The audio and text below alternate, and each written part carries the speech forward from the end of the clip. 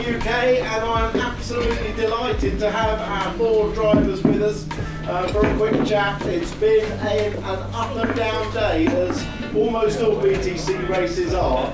But Silverstone has a history, and I've been doing this for a very long time, both as a driver and obviously as a commentator, and I've seen so many championships swing on this penultimate meeting here at Silverstone. But the championship can twist and turn here. Can't be won or lost here particularly, but it can certainly twist, and we've seen it ebb and flow massively today. You've all worked as a team, you've all contributed. I will do it down the line. Dan Cammish at the end there. We didn't have a lot to talk about at Donington, did we? No. We haven't really got a lot to talk about this week. I haven't scored a point since Knockhill, so it's difficult. We're all, professionals, and you go through a bad period. I'm going through probably the worst spell of my career right now. Like literally, I don't even want to drive home in case I'm not, I'll let the video. I'll let my wife do it, because I'll probably have an incident or accident or something. To come here and qualify 7th, didn't make it round lap 1 in the race 1, because Colin span across the front of me and damaged the radiator. Nothing I could do about that. And then race 2, drove from last to 12th. And the tyre exploded with 2 laps to go. And then my fantastic teammate pulls out ball 12. Yeah. Oh, yeah. Yeah. So if you're asking how am I feeling right now, to summarise, pretty low. Look, Dan, you've had your wins this year. Most of the problems have not been your fault. They have purely been bad luck, and that is the way racing goes. But you're a huge part of NAPA Racing UK and a massive contributor to the team. It's not been my second half of the season, but I have had my highs, and there's some good memories in there. And yes, I'm looking forward to putting the truck at Brands Hatch and not seeing it for 5 months. But I assure you, when I get back to it next year, I will be full of enthusiasm and positivity. Sam, as Dan said, you've been having your best weekend, getting into top 10 qualifying. And let me tell you folks, in top 10 in the qualifying of the 27 cars to get into the top 10 runoff, the top 10 were covered by 1/10 of a second. But you did it, Sam. You've got your best qualifying of the season so far, and you backed that up with some tremendous race pace. Yeah, I mean, first ever top 10 shootout. Yeah. I really didn't want one, because it were actually my qualifying in Q1 was better than actually Q2, so shame really. But yeah, P6 out from Q1. Perhaps the change of livery is sort of give you the car looks stunning. Just explain to everybody why we've got the Valvoline colours on this weekend. Yeah, so there's a few reasons. One is it looks cool, is my reason. But there is actually some Valvoline guests here.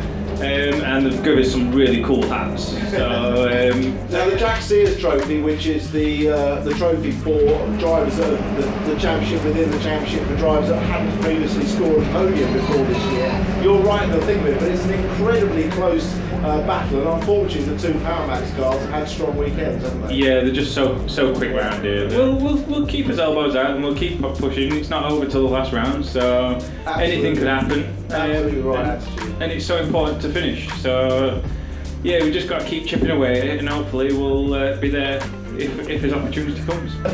Dan, you've been the ultimate team player this weekend, haven't you, mate? I've been Ash giving Sutton. up your potential pole lap, well, that's what he told me in qualifying. Well, did it? To make sure that Ash stayed in the top 10, sacrificing race positions. I mean, you're just the ultimate player, aren't you? You wait till I put my invoice in. Ash shows all the beers. From October through to January, I'm getting royally pissed on his credit card. Yeah. So jobs are good. So no, it's look, at the end of the day, we can't win anything. We've had a really tough season, as Dan has. Few through errors on my part, through a bit of bad luck, a few mechanical failures, etc. So, no one wants to lift off the throttle to give your teammate track position. Of course not. But when the call came, they were like, look, you're going to knock Ash out of the top 10 when you think about the championship. So I didn't bite my tongue too hard. And I just smiled, and it's fine. We're a great team. It's a pleasurable place to be. It's great to work with all these guys.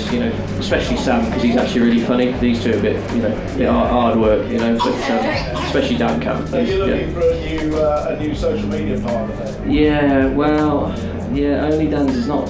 We haven't sold many subscriptions today because Dan's not very chirpy, but I think we'll come back before brands. So yeah, I mean, we had a great race one. Starting P13 was less than ideal, especially here when I looked at the grid this morning and thought this could be a hard day. You know, it's really hard to overtake.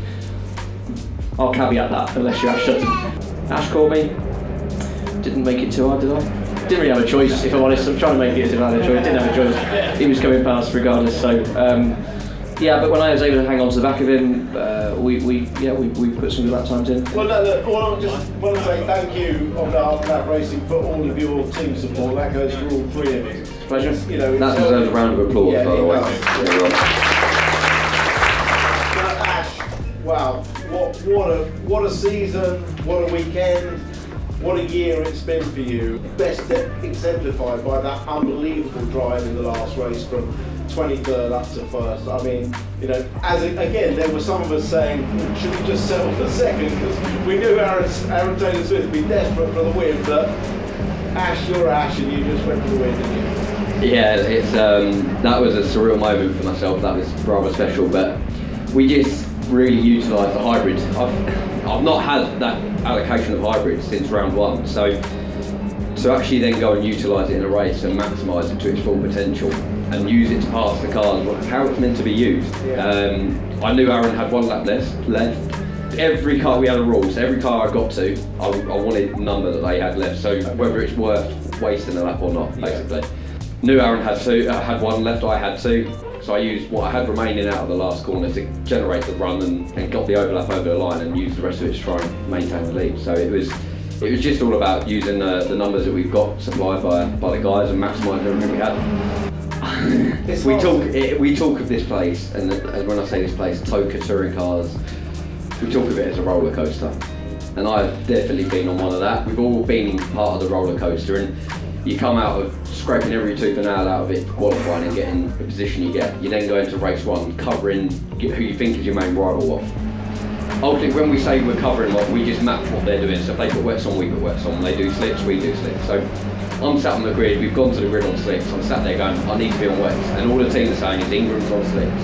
I'm like, all right, we're there with it. Hill then took the gamble, went wets. That was the side to be on, ultimately. But to end race one, I think we're in trouble now. Ultimately, I sat there and went, we're going to leave this weekend only 20 points ahead. When we come here, in theory, straight, we come here 62 points ahead. Yeah. So that's a big swing in terms of points. So that was quite a tough pill to swallow. I had to dig deep. And I massively believe in the support you've got around you and all the guys around you. And my car crew and everyone here at NAPA Racing UK are phenomenal with picking us all up when we're at the low. And we've all been there and we've all experienced it, and they all help and assist, and it's a massive part to it. So to then come steaming through and see Jake with an issue, it's like, hang on a minute, it's just spun back round again and he's back in our lap. So it's real tough to justify. You just can't give up. You cannot give up. The moment you do, that's when all odds go against you. Well, look, you've given up a massive amount of your time. Can we just wish all the guys the best of luck, particularly Ash for the championship, race 3 at Brands Hatch, and thank you very much, everybody.